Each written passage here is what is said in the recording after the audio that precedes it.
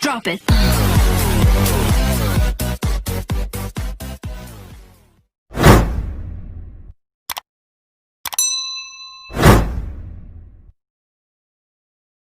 Saya yakin jika narasi ini kita dorong bahwa saudara-saudara kita yang saat ini sudah 35 tahun ke atas dan telah mendidik selama lebih dari 10 tahun, mereka memiliki satu profesionalisme.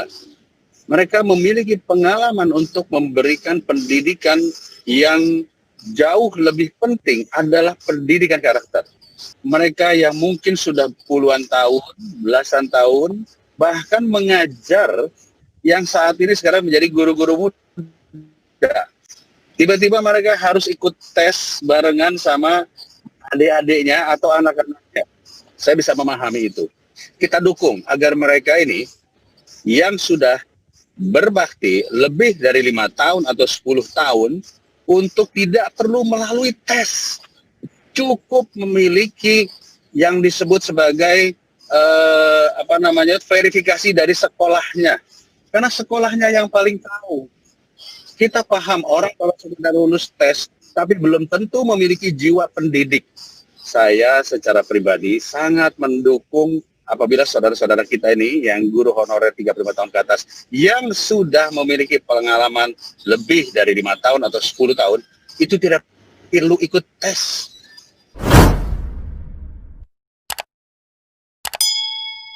Yang pertama, penyampaian aspirasi terkait keberadaan guru dan tenaga kependidikan honorer. Agenda yang kedua, peninjauan kembali terkait regulasi P3K, rekrutmen P3K pada tahun 2021.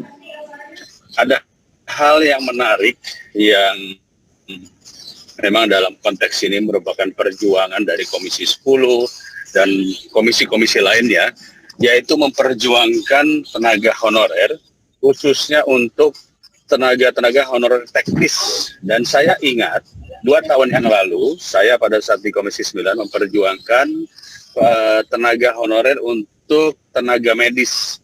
Jadi bidan desa, perawat desa, lalu dokter desa atau dokter honorer. Dan itu memang sulit sekali perjuangan tersebut.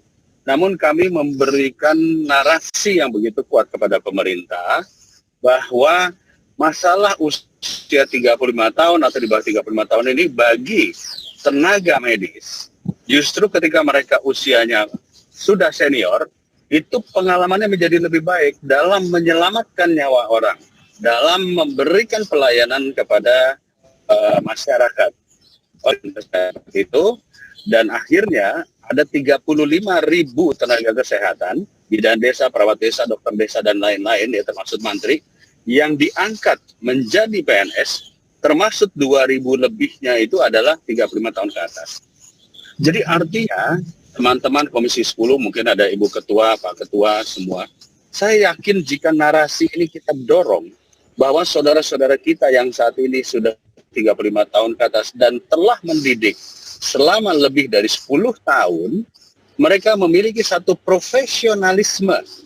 Mereka memiliki pengalaman untuk memberikan pendidikan yang jauh lebih penting adalah pendidikan karakter. Jadi saya bisa memahami dan begitu prihatin saudara-saudara kita yang hari ini, saat ini hadir, mereka yang mungkin sudah puluhan tahun, belasan tahun, bahkan mengajar yang saat ini sekarang menjadi guru-guru muda. Tiba-tiba mereka harus ikut tes barengan sama adik-adiknya atau anak-anaknya. Saya bisa memahami itu. Jadi oleh karena itu, Pak Ketua, saya mengapil kepada Komisi 10, kita dukung agar mereka ini yang sudah berbakti lebih dari 5 tahun atau 10 tahun untuk tidak perlu melalui tes. Cukup memiliki yang disebut sebagai verifikasi dari sekolahnya. Karena sekolahnya yang paling tahu. Kita paham orang kalau sudah lulus tes, tapi belum tentu memiliki jiwa pendidik. Jadi, Bapak dan Ibu yang saya hormati, sekali lagi, saya secara pribadi sangat mendukung apabila saudara-saudara kita ini yang guru honorer 35 tahun ke atas yang sudah memiliki pengalaman lebih dari 5 tahun atau 10 tahun, itu tidak perlu ikut tes. Ya, kenapa? Anggaplah saya sebagai seorang guru pramuka, anggaplah saya sebagai seorang guru taekwondo. Saya sudah pengalaman 15 tahun, 20 tahun. Tiba-tiba harus ikut tes sama anak saya yang junior, saya yang mungkin baru ban kuning, baru ban hijau. Sakit hati saya. Jadi, tolong saya mengepil juga kepada Komisi 10, kita perjuangkan mereka. Tetapi kawan-kawan guru honorer juga harus sabar.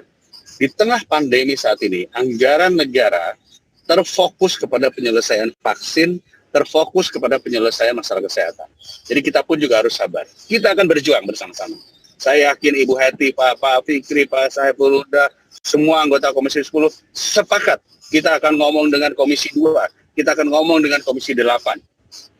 Tetapi marilah kita bersabar. Saat ini kita tidak bisa banyak berbuat karena anggaran negara memang masih fokus. Tapi kita akan minta nanti kepada Kementerian Pendidikan agar meninjau ulang kembali kebijakan terkait bahwa guru tidak boleh masuk formasi CPNS. Karena bagi saya, guru tetap adalah formasi teknis, termasuk di dalamnya adalah tenaga pendidikan lainnya, operator sekolah, ya, tata usaha. Jadi jangan disia-siakan mereka. Pak Ketua, itu yang bisa saya sampaikan, dan ini adalah pernyataan politik dari fraksi Demokrat. Perlu kami pertegas kembali, terlebih-lebih para senior di Komisi 10 yang sudah hampir menggawangi Komisi 10, mungkin ada yang sudah 15 tahun, bahkan 20 tahun, bahwa komitmen Komisi 10 tidak akan luntur menyangkut soal isu-isu pokok pendidikan yang jujur harus diakui masih mengalami hambatan-hambatan dalam pelaksanaannya. Termasuk isu-isu pokok itu adalah terkait dengan kesejahteraan guru. Karena itu, atas nama komisi dan atas nama DPR RI, kami mohon maaf sekiranya perjuangan ini belum memenuhi apa yang menjadi harapan Bapak Ibu sekalian. Tentu kami di legislatif selama ini terus bersuara keras, kencang untuk mendorong supaya lebih progres lagi menyangkut soal isu kesejahteraan guru ini. Terakhir, sebagaimana kita tahu, tanpa koordinasi dengan DPR RI melalui Komisi 10, kami mendengar, kami baca link berita, kami lihat televisi, Kepala Badan Kepegawaian Nasional setelah rapat dengan 3 lembaga kementerian mengumumkan terlebih menyangkut soal dihapusnya jalur PNS 2 minggu lalu. Ini cukup mengagetkan kami. Saya apresiasi langkah cepat respon dari teman-teman seluruh komunitas guru di seluruh Indonesia yang menyatakan protes terhadap kebijakan itu. Setelah dapat masukan berbagai pihak, seluruh anggota komisi bersuara keras terhadap pemerintah melalui beberapa lembaga yang terkait dengan ini.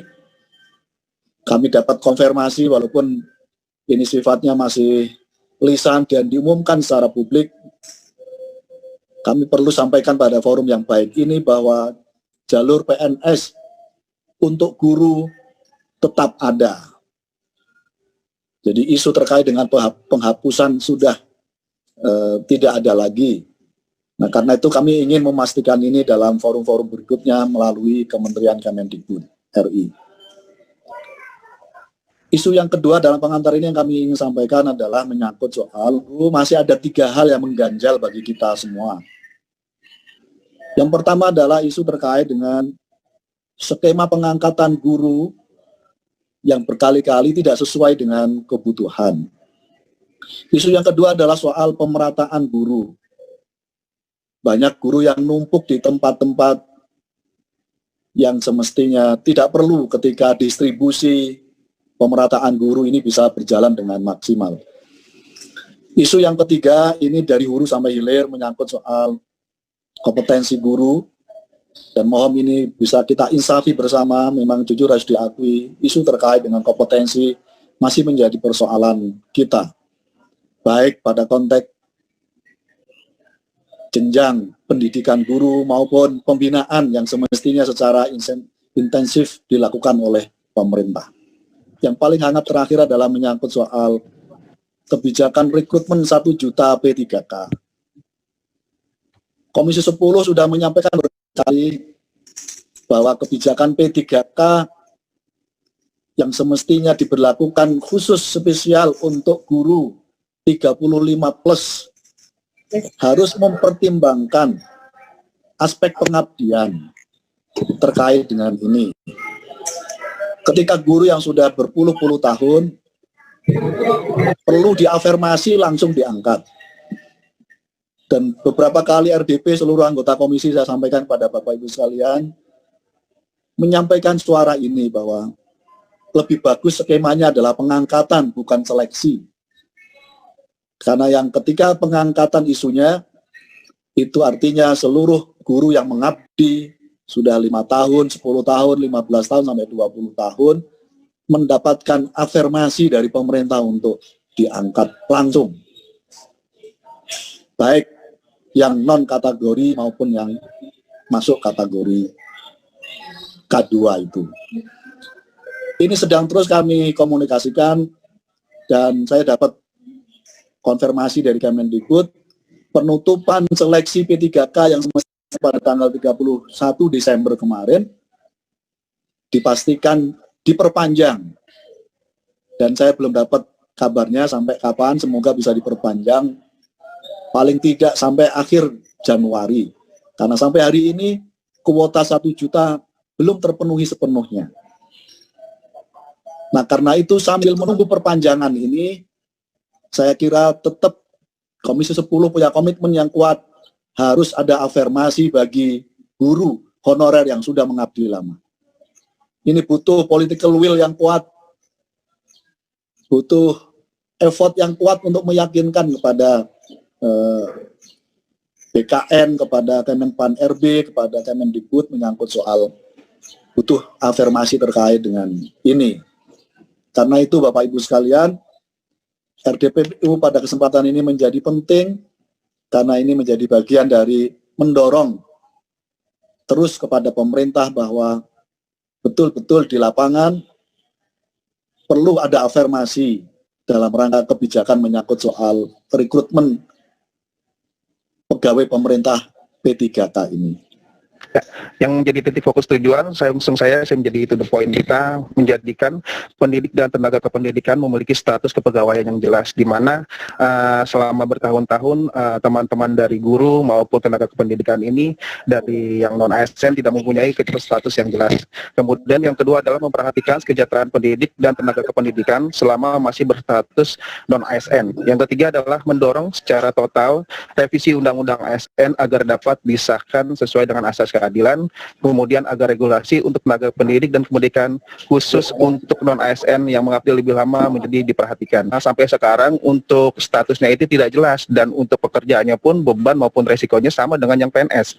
Jadi kami mengusulkan bahwa teman-teman dari guru dan tenaga kependidikan ini agar bisa dimasukkan menjadi pegawai negeri sipil, karena kalau dikatakan untuk menjadi P3K juga pasti akan ada diskriminasi juga, hanya mengganti nama saja yang tadinya kita honorer non-ASN menjadi P3K. Bahwa revisi Undang-Undang ASN ini pada awalnya adalah KNSN menginisiasi pada tahun 2016 untuk perubahan atas Undang-Undang Nomor 5 tahun 2014, di mana bahwa di sini adalah ada 2 jenis kepegawaian, PNS dan P3K. Jadi untuk non-ASN ini tidak diatur, maka kami dari KNSN dari beberapa 33 forum menginisiasi untuk perubahan atas Undang-Undang ASN Nomor 5 tahun 2014 yang dipelopori oleh salah satu fraksi, kemudian tahun 2017 Januari menjadi inisiatif DPR RI, dan kemudian disambut lagi tanggal 22 Maret 2017 yaitu surprise turun untuk pembahasan beralasan mengutus 3 menteri. Dan sampai saat sekarang belum ada DIM yang masuk dari pemerintah, entah apa alasan dan kendalanya. Jika memang alasan kendalanya adalah suatu keuangan, itu bisa bahwa teman-teman di sini juga tidak bisa diangkat langsung, nggak masalah gitu. Yang penting bertahap dan jelas. Yang penting revisi Undang-Undang ASN ini bisa menjadikan regulasi yang berkeadilan untuk teman-teman non ASN yang sudah mengabdi lebih lama. Bagi pendidik dan tenaga pendidikan bisa terwujud melalui regulasi yang berkeadilan, yaitu tadi melalui revisi Undang-Undang ASN. Atau mungkin dari Komisi 10 sendiri mempunyai suatu power di mana political will yang dikatakan Pak Saiful Huda tadi, bahwa kita juga bisa mengenai jalur khusus dengan menggunakan perpres maupun kepres baik untuk tenaga pendidikan. Mungkin itu bisa salah satu menjadi acuan secara cepat untuk menggunakan regulasi tersebut yang sesuai, yang tidak bertabrak dengan Undang-Undang ASN nomor 5 tahun 2014. Seperti halnya tenaga kesehatan, bidan maupun perawat mereka bisa, kenapa tenaga pendidik dan kependidikan tidak bisa. Kemudian kesejahteraan para guru atau pendidik serta tenaga pendidikan agar bisa diperhatikan. Jadi jangan disamakan oleh buruh biasa. Kemudian agar Komisi 10 DPR RI mendorong secara serius revisi Undang-Undang ASN agar bisa diselesaikan tahun ini. Jadi kita menggunakan 2 jalur, Pak.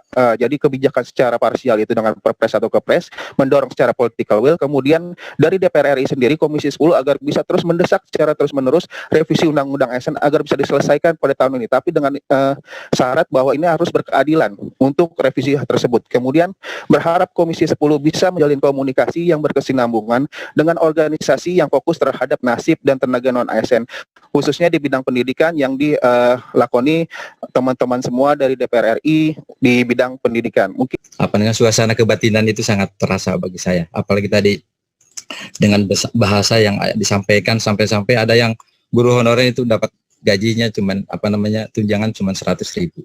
Itu sangat luar biasa, perbedaannya luar biasa dengan ASN atau dengan PNS yang hari ini mereka mendapatkan 9 juta dari hak dia sebagai guru, sebagai PNS juga dia dari tunjangan-tunjangan yang lain. Sementara itu teman kita yang lain masih seperti itu, apalagi tugasnya jauh sekali, harus naik perahu segala macam tadi. Ini Komisi 10 sedang merencanakan ada semacam panja peta jalan untuk pendidikan nasional untuk 15 tahun ke depan. Juga kita tahun ini insya Allah akan mencoba untuk melakukan revisi Undang-Undang Sistem Pendidikan Nasional dan juga Undang-Undang Guru dan Dosen. Sehingga ini harus ada payung hukumnya, Bu. Ketika kita mengangkat seorang guru jadi PNS, kemudian kita memberikan sistem penggajian dan seterusnya, harus ada aturannya. Sehingga nanti diharapkan dari panja yang sekarang kita laksanakan betul-betul bisa dilaksanakan dengan sebaik-baiknya. Saya sangat hormat dan sangat apresiatif sekali kepada semua para guru honorer yang ditempatkan di mana saja. Saya ingin sekali bahwa saya sangat setuju narasi yang disampaikan oleh Bapak dan Ibu guru, Bapak dan Ibu yang kami hormati. Tentunya narasi diskriminatif ini harus dihilangkan. Narasi PNS, non-PNS, PNS, P3K, PNS, honorer ini harus dihilangkan. Guru negeri, guru swasta ini juga harus dihilangkan. Karena dengan menghilangkan pemikiran diskriminasi ini, tentunya ini juga akan berdampak terhadap persepsi, berdampak terhadap perilaku semua pihak, semua stakeholder yang setiap hari mencerdaskan anak bangsa. Sehingga tidak lagi ada tadi Ibu, saya lihat tadi, mohon maaf lahir dan batin, saya tidak mencatat namanya, menggunakan kerudung hijau. Ada juga Ibu tadi yang menyampaikan dengan emosi sampai mengurai air mata. Tentunya ini juga mereka yang setiap hari merasakan diskriminasi dalam konteks perilaku dan juga persepsi setiap hari dalam lingkungan sosial kemasyarakatan, ini harus dihilangkan. Narasi ini yang bisa menghilangkan semuanya. Narasi yang konsisten disampaikan tidak hanya oleh Bapak dan Ibu guru semua yang hadir hari ini, tenaga pendidik maupun tenaga kependidikan, tapi oleh semua stakeholder dalam hari kita, Komisi 10, Komisi 2, pemerintah, memunculkan narasi-narasi yang tidak diskriminatif ini terhadap masyarakat, sehingga sampai keluarga saja sudah tidak ada lagi orang tua yang berpikir, nak kalau kamu nanti sudah besar, kamu harus jadi PNS ya nak. Udah tidak ada lagi pemikiran-pemikiran seperti itu. Sehingga narasi diskriminatif ini juga disosialisasikan dan membumi sehingga terinternalisasi hingga unit terkecil dalam hal ini adalah keluarga. Satu, mengharapkan pemerintah dan DPR RI untuk segera menyelesaikan revisi Undang-Undang Nomor 5 Tahun 2014 tentang aparatur sipil negara, terutama mengenai pasal 131A. Kemudian yang kedua, pemerintah mengeluarkan peraturan, PR-nya 2 ini. pemerintah mengeluarkan peraturan perundang-undangan dalam bentuk keputusan presiden pengangkatan menjadi PNS tanpa tes. Kemudian yang ketiga, menolak skema pengangkatan melalui pegawai pemerintah dengan perjanjian kerja bagi pendidik dan tenaga pendidikan, khususnya honorer non-kategori usia di atas 35 tahun. Yang keempat, pemerintah Sekjup Kemendikbud RI perlu berkoordinasi dengan Kementerian Agama RI terkait penyelesaian permasalahan guru agama. Tadi ada catatan, guru agama itu semua ya, jadi bukan hanya agama Islam, tapi ada 6 agama yang diakui oleh negara ini. Saya kira itu. Kemudian selanjutnya, narasumber Komisi 10 DPR RI menyampaikan pandangan antara lain, 1. Komisi 10 DPR RI menerima semua masukan dan aspirasi yang telah disampaikan. Kemudian yang kedua, Komisi 10 DPR RI akan menindaklanjuti aspirasi yang disampaikan Komite Nasional ASN, GTK-HNK 35+, dan SNWI, baik kepada pemerintah, Kemendikbud, Kemenpan RB, dan BKN, maupun komisi terkait lainnya. Ini terus yang ketiga, Komisi 10 DPR RI mendukung aspirasi GTK-HNK 35+ harus diberikan penghargaan melalui pengangkatan sebagai PNS tanpa tes, melalui Kepres PNS atau opsi lain yang memungkinkan.